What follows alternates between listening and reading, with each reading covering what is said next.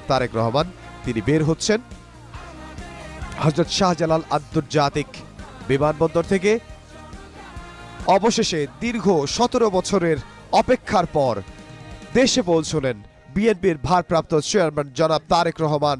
দেশের মাটিতে, ঢাকার মাটিতে তিনি পা রাখলেন। এই মুহূর্তে তিনি ঢাকার মাটিতে পা রাখলেন।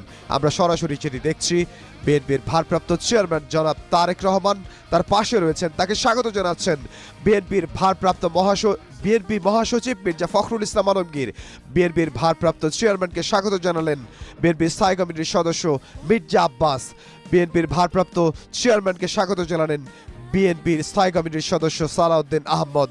বিএনপির স্থায়ী কমিটির সদস্য যারা, তারা আগেই হযরত শাহজালাল আন্তর্জাতিক বিমানবন্দরে তাকে স্বাগত জানানোর জন্য, তাকে শুভেচ্ছা জানানোর জন্য উপস্থিত হয়েছেন। আমরা একটু আগেই বলেছি, এখন এই বিএনপির গয়েশ্বরচন্দ্র